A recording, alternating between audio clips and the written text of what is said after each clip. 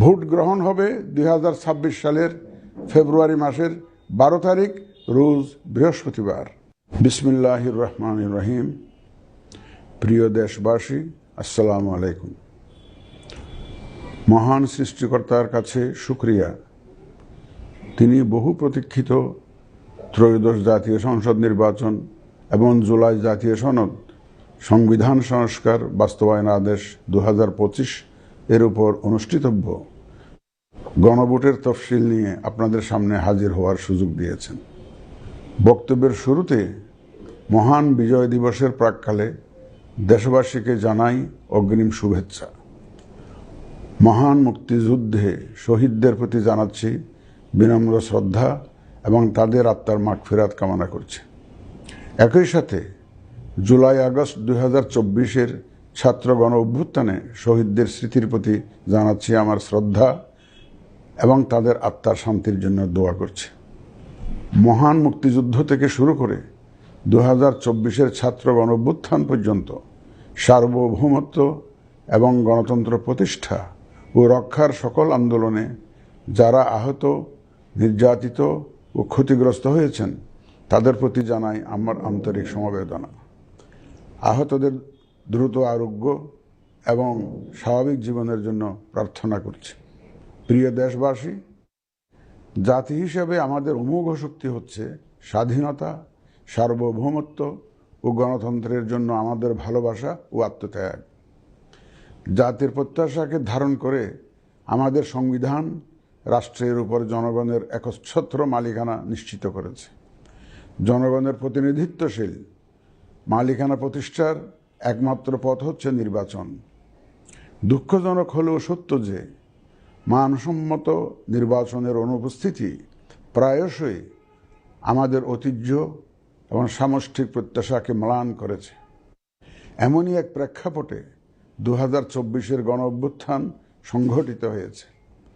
আমাদের ভাই বোন সন্তানদের রক্তের উপর দাঁড়িয়ে আমাদের অঙ্গীকার হচ্ছে একটি সুষ্ঠু ও সুন্দর নির্বাচন অনুষ্ঠান, যা জাতি হিসাবে আমাদের প্রত্যাশা পূরণ করবে এবং বিশ্ব দরবারে আমাদের ভাবমূর্তি উজ্জ্বল করবে। আমার দৃঢ় বিশ্বাস আপনারা একই প্রত্যাশা ধারণ করেন এবং একই অঙ্গীকারে অঙ্গীকারাবদ্ধ। প্রিয় দেশবাসী, সুষ্ঠু ও গ্রহণযোগ্য নির্বাচনের লক্ষ্যে গত এক বছরে আমরা বেশ কিছু গুরুত্বপূর্ণ কাজ সম্পাদন করেছি। একটি স্বচ্ছ নির্বাচনের পূর্বশর্ত হচ্ছে একটি নির্ভুল, পূর্ণাঙ্গ ও স্বচ্ছ ভোটার তালিকা। আমরা শুরুতেই এই কাজে হাত দিই। গত এক বছরে নতুন ভোটার অন্তর্ভুক্তির পাশাপাশি ভোট বিমুখ এবং প্রায় 45 লক্ষ ভোটারকে তালিকায় অন্তর্ভুক্ত করা হয়েছে এবং 21 লক্ষাধিক মৃত ভোটারকে তালিকা থেকে বাদ দেওয়া হয়েছে। নারী ভোটারদের যথাযথ অন্তর্ভুক্তির অভাবে পুরুষের সাথে নারী ভোটারের ব্যবধান বেড়ে প্রায় 29 লক্ষে গিয়ে দাঁড়ায়। বাদ পড়া নারী ভোটারদের মাঝে সচেতনতা সৃষ্টির মাধ্যমে সেই ব্যবধান উল্লেখযোগ্যভাবে কমিয়ে আনা হয়েছে। আইন সংশোধন করে ভোটার হওয়ার যোগ্যতার তারিখ প্রতি বছর 1 জানুয়ারির পরিবর্তে কমিশন কর্তৃক নির্ধারিত দিনে নির্ধারণ করা হয়েছে। এর ফলে 31 অক্টোবর 2025 পর্যন্ত যোগ্য তরুণ ভোটারগণ ভোট দিতে পারছেন। গত 18 নভেম্বর প্রকাশিত তালিকা অনুযায়ী বর্তমানে দেশে ভোটারের সংখ্যা দাঁড়িয়েছে 12,76,95,183 জনে। এর মধ্যে পুরুষ ভোটারের সংখ্যা 6,48,14,907 জন এবং নারী ভোটারের সংখ্যা 6,28,79,042 জন। গত এক বছরে নির্বাচন কমিশনের সক্ষমতা বৃদ্ধির পাশাপাশি সংশ্লিষ্ট সকলের জবাবদিহিতা বাড়াতে আমরা বহুবিধ আইনি ও কাঠামোগত সংস্কার সম্পন্ন করেছি। গণপ্রতিনিধিত্ব আদেশ এবং রাজনৈতিক দল ও প্রার্থীদের আচরণবিধিতে যথাযথ পরিবর্তন, সংশোধন ও পরিমার্জন করা হয়েছে। নির্বাচন ব্যবস্থা সংস্কার কমিশনের বিভিন্ন সুপারিশের পাশাপাশি নির্বাচন কমিশনের নিজস্ব মূল্যায়ন ও অংশীজনের পরামর্শের ভিত্তিতে এসব সংস্কার করা হয়েছে। এই উদ্যোগ সফলভাবে সম্পন্ন করতে সহযোগিতার জন্য আমি অন্তর্বর্তীকালীন সরকার, নির্বাচন ব্যবস্থা সংস্কার কমিশন ও জাতীয় ঐকমত্য কমিশন সহ সকল অংশীজনদের জানাই আমার কৃতজ্ঞতা। প্রিয় দেশবাসী, বিভিন্ন কারণে এবারের নির্বাচন আমাদের জাতির ইতিহাসে অনন্য ও গুরুত্বপূর্ণ।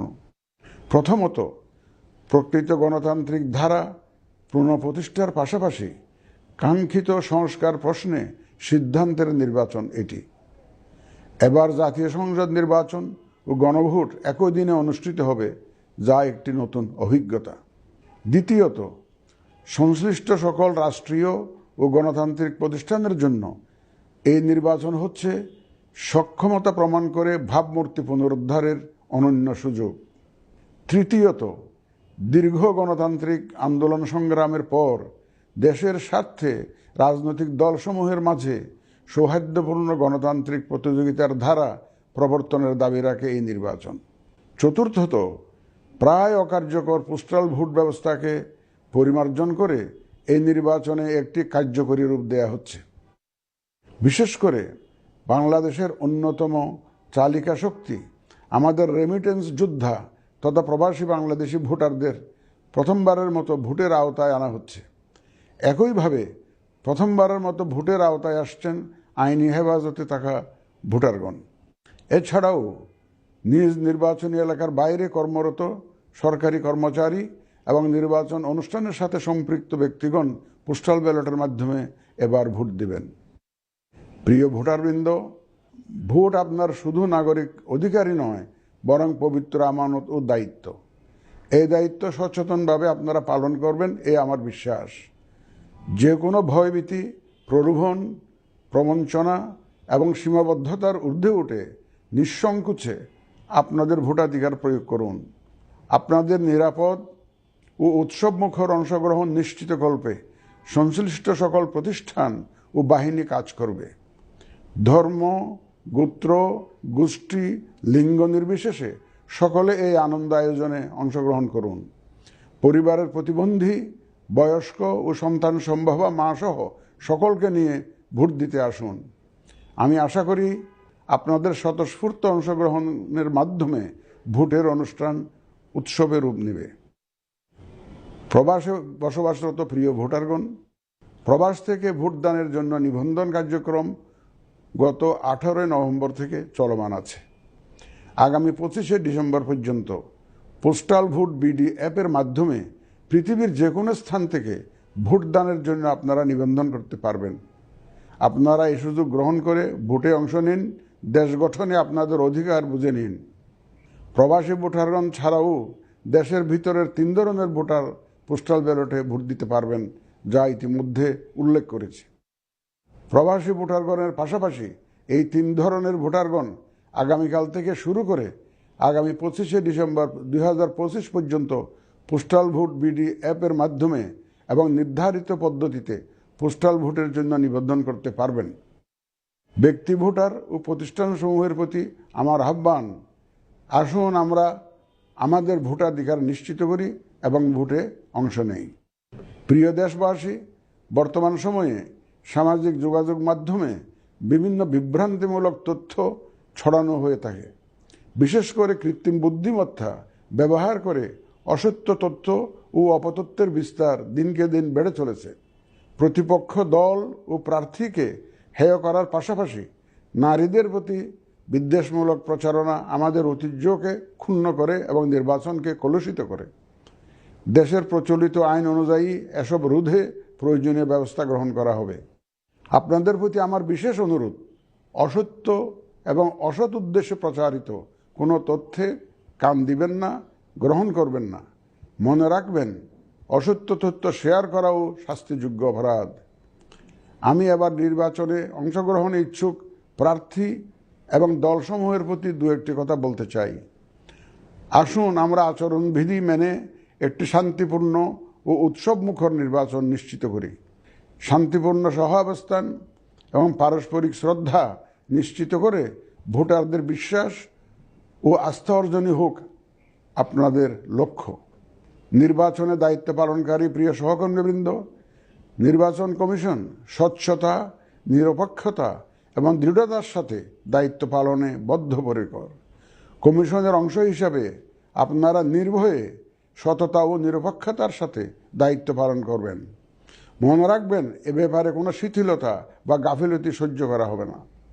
একটি সুন্দর ও গ্রহণযোগ্য নির্বাচন অনুষ্ঠানে সংবাদ মাধ্যম ও পর্যবেক্ষক সংস্থার সহকর্মীদের ভূমিকা অপরিসীম। আপনারা স্বাধীনভাবে সর্বোচ্চ পেশাদারিত্ব, নিরপেক্ষতা ও বস্তুনিষ্ঠতার সাথে আপনাদের দায়িত্ব পালন করবেন, এটিই আমাদের প্রত্যাশা।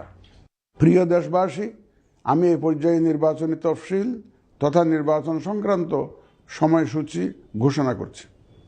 আগামী 2026 সালের ফেব্রুয়ারি মাসের 12 তারিখ রোজ বৃহস্পতিবার 300 আসনে ত্রয়োদশ জাতীয় সংসদ সাধারণ নির্বাচন এবং একই সাথে জুলাই জাতীয় সনদ সংবিধান সংস্কার বাস্তবায়ন আদেশ 2025-এর উপর গণভোট অনুষ্ঠিত হবে। ত্রয়োদশ জাতীয় সংসদ নির্বাচনের জন্য মনোনয়নপত্র দাখিলের শেষ তারিখ আগামী 29 ডিসেম্বর 2025 রোজ সোমবার। মনোনয়নপত্র বাছাই হবে আগামী 30 ডিসেম্বর 2025 রোজ মঙ্গলবার হতে 4 জানুয়ারি 2026 রোজ রবিবার পর্যন্ত। রিটার্নিং অফিসারের আদেশের বিরুদ্ধে কমিশনে আপিল দায়েরের শেষ তারিখ 11 জানুয়ারি 2026 রোজ রবিবার।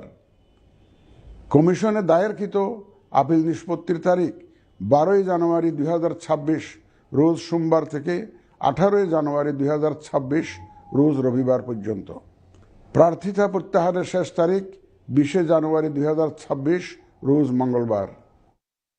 রিটার্নিং অফিসার কর্তৃক চূড়ান্ত প্রার্থী তালিকা প্রকাশ ও প্রতীক বরাদ্দ 21 জানুয়ারি 2026 তারিখ রোজ বুধবার।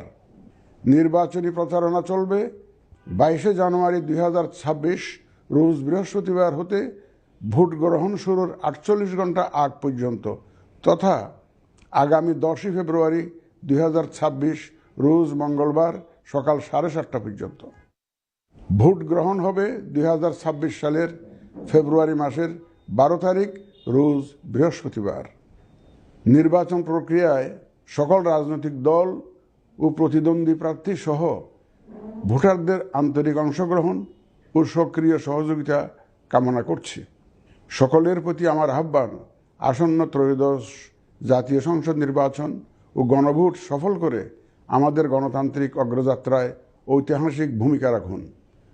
মহান আল্লাহ আমাদের সহায় হন।